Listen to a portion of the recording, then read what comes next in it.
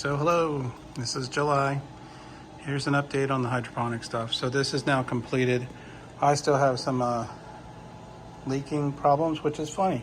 I was gone all day long and I didn't see this. I come home like all day. Oh well, I guess I'm a leak magnet. Anyway, for the most part, everything is okay. There's a small issue that I'm gonna fix here.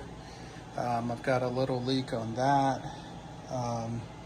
There's some leakage here, but that's okay. It all goes and drains into here. I'm totally fine with that. It's not gonna be perfect because, well, I built it.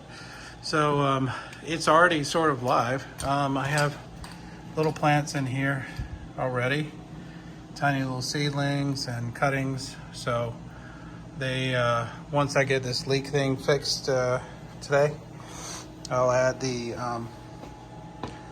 liquid fertilizer and the go-go juice, which is the liquid fertilizer, and it's gonna be ready to go. The other wall is doing okay. Things are growing fairly well. I did harvest a lot of this the past few weeks, so some of it kind of looks worse for wear. I've also had some problems with spider mites. They always seem to somehow get in here. I don't know how, they just do.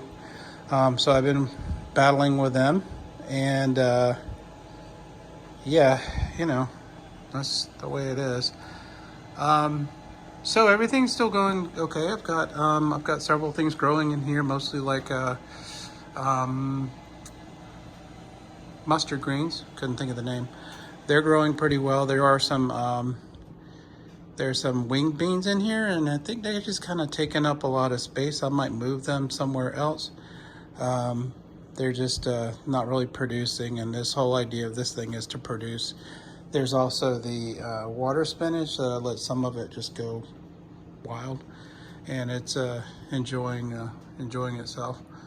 So yeah, things are going okay. It's still a leaky sieve, but I need to clean it up. Aside from that, it is going okay.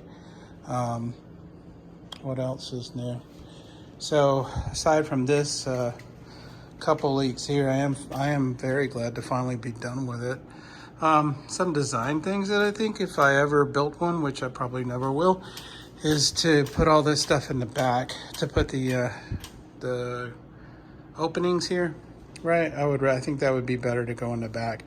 And so if you're new to this channel, which probably most of you are, so nobody like watches these. So what we can show you is how this actually works. So this is a hydroponic system that uses a tank, right? So this is a tank full of water and solution. And every 45 minutes, for 2 minutes, it cranks out a spray in the back. So you can see here, got two sprayers that come up here, and it sprays this side and this side. And you see, I don't know if you can see well enough, but you see the roots in there. So the roots are coming down, and those get wet and absorb that. And also the pump, if you can see it, is in there.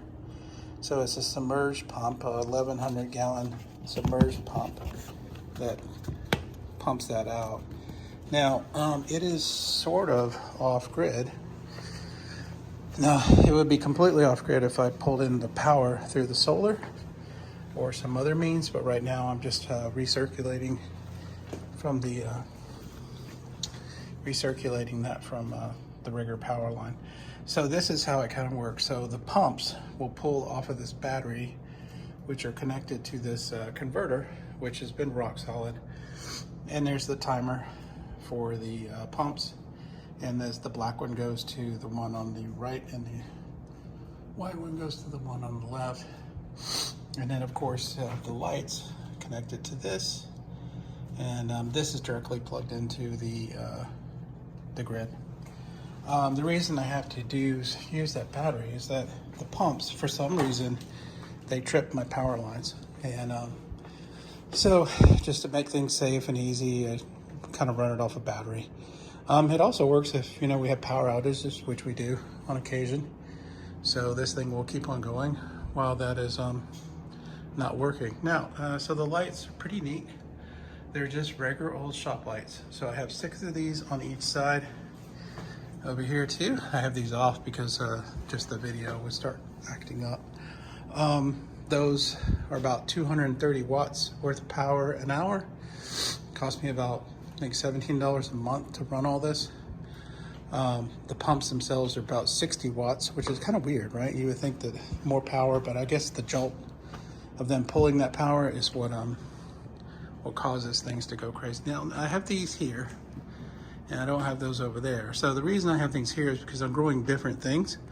I'm gonna grow tomatoes, I'm gonna grow okra, and those things can get very big and require support.